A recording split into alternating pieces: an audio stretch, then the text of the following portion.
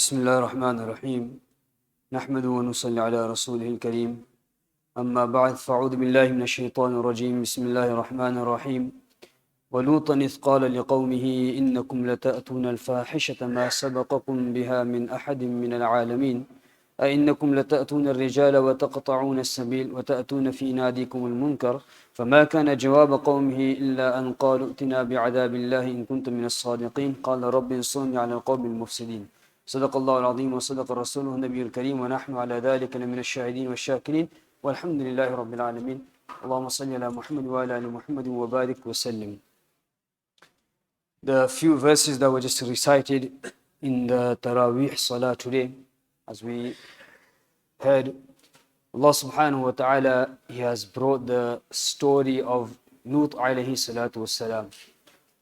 Lut alayhi salatu wassalam, he was the nephew of Hadhrat Ibrahim alayhi salatu wassalam.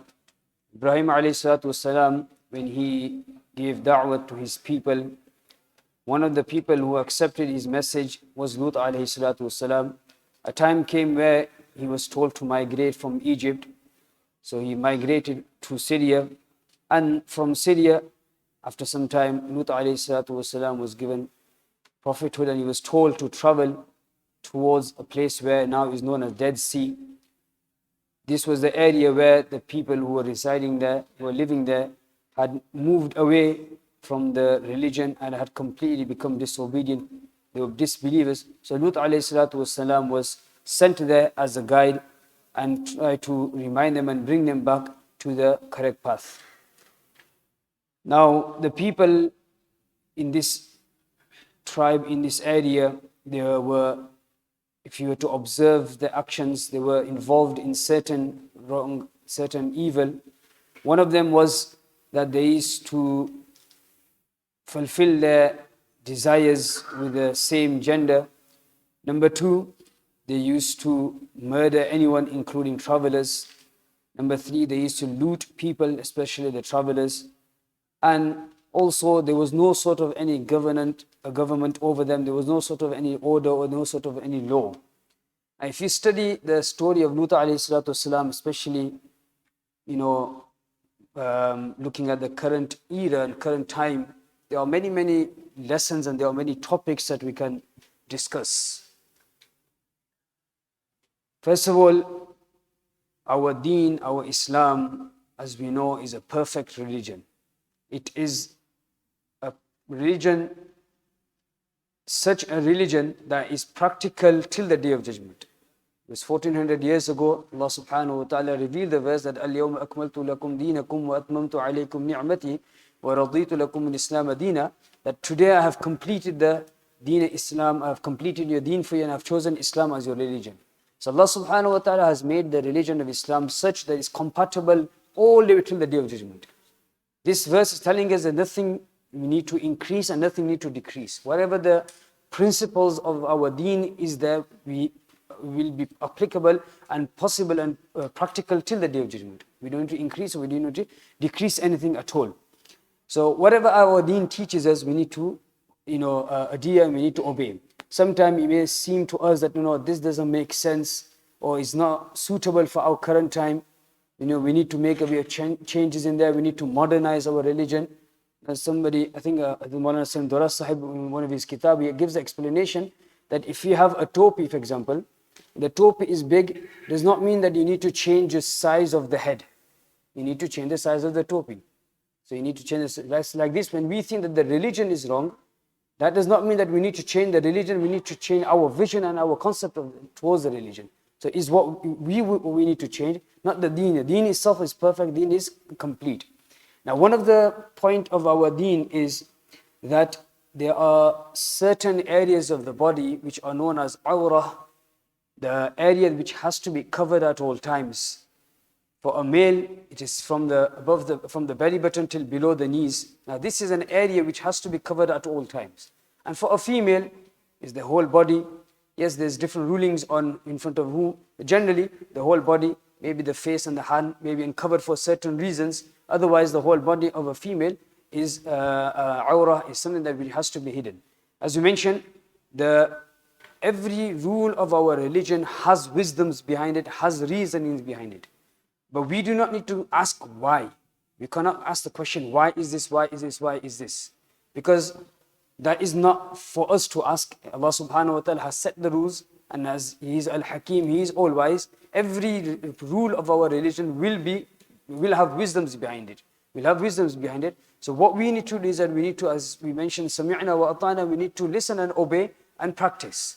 We don't need to go into the discussion of why is this, why is this. So one point we mentioned was that this is an area which we have to cover at all times.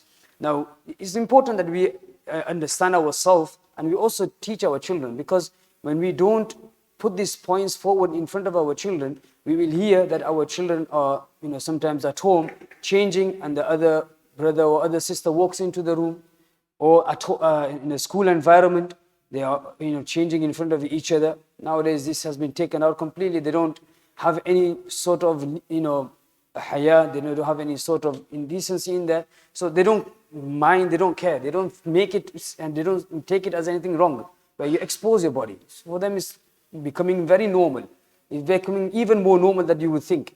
So we need to tell our children. So if we explain to our children, look, this is something that we need to hide, we need to make sure that we don't expose to anybody, inshallah our children will listen. Our madrasa student in year 4, there's some students who go to football every week. So we explained to them about our football shows being short and etc. And mashallah, a week later, they said, Manisab, look, we're wearing them, the tights, well, you can say leggings, but something there to cover their body. So inshallah, if you explain to them in a nice manner, they will understand. So this is one thing that we need to take from here. The reason why, there are many reasons why. One of the reasons is because this teaches them about modesty, that we cover ourselves at certain places that we have to stay covered.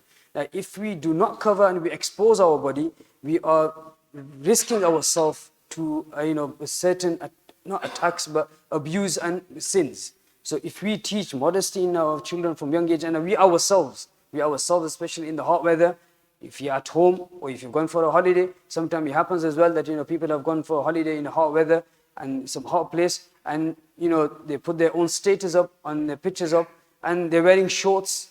The mother herself is dressed in such a way that the skin is exposed, etc. So we need to first of all educate, and we need to practice, and we need to teach our children, because if we don't do this, they are already exposed to all of this indecency and immodesty outside it. So if we are not doing something, then there's no sort of teaching and educating them anywhere. So this is one area that we need to remember, and we need to remind ourselves and practice. Now this verse, Allah subhanahu wa ta'ala, He talks about the Lut AS and his people. One of the main sin that they were involved is that the male, even though they would have female partners, even though they were married, they were able to fulfill their sexual desires with them, but for some reason they would not go towards them, and they would instead go to their own gender and fulfill their desires. Now when we touch this topic, we have the ayat of the Quran, we have the ahadith of the Quran, ahadith of the Prophet sallallahu alaihi wasallam, clearly mentioning that this verse, which was recited at the beginning, that وَلُوطًا إِذْ قَالَ لِقَوْمِهِ يَتَأْتُونَ الْفَاحِشَةَ, that al-fahisha is referring to this act. There are some people who say that no, al-fahisha is only referring to rape, it doesn't refer to the actual act itself.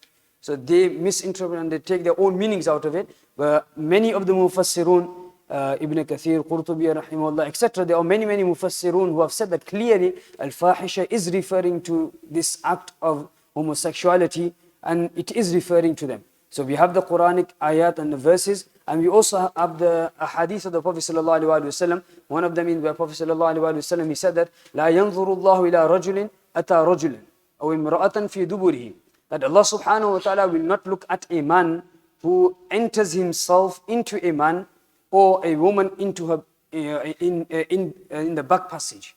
So Allah subhanahu wa ta'ala will not look towards a man who enters himself, who fulfills his desire with another man, or he fulfills his desires in the back passage of the woman. So if a person does this, Allah subhanahu wa ta'ala will not look towards that person with mercy, and Allah subhanahu wa ta'ala will not look towards. And there are many other ahadith related to this. Now why is this habit prohibited and unlawful? Again, the question why shouldn't arise. Why should we need to know that? Why is this? That's the answer to this question, that why do we need, the why should not come. Allah subhanahu wa ta'ala has indicated towards this that this is something that which is impermissible and which is unlawful. We should not do this. Now obviously this can have many discussion on top of this. One of them is, for example, they say that this act is natural. We were born with it. It's part of our nature. Again, the answer to this is Nabi sallallahu alaihi wasallam. He said that every being, every baby is born upon fitrah. Is born upon fitrah. And fitrah, if you look into it, it refers to the natural belief of Allah subhanahu wa ta'ala. Now, this saying that I was born with this act, I was born with this sort of feeling, is observed, is wrong. There is no sort of proof behind it. Like this, some people who Allah protect us and Allah guide us, or who are into children, they will say that as well, that I was born with this habit, I was born with this illness. So it opens doors to so many other problems as well, so many other issues. So this act, this feeling is not natural. It is unnatural. Okay, it doesn't happen from birth. It's not something that a person is born with. Is something that it creeps into the person's mind. It creeps into the person's mind. Now, just to finish one story, one of the scholars mentioned that there was a married person with children as well, working, and he was a very stable life. Sometime, somebody offered him a book, a novel. So he started reading about the novel, or I think it was some like a soap, some drama, and he started watching the drama. And in that drama, there was scenes about a man with a man, and this had such an influence that his marriage broke, and his, was inclined towards men afterwards. So we are influenced by what is around us, what we read, what we are exposed to. So that's why it is important, first of all, we need to understand that our deen is complete. We need to bring our deen completely in our life. As much as possible, we practice, we show it, explain it to our children as well. And this topic, again, is a lengthy topic.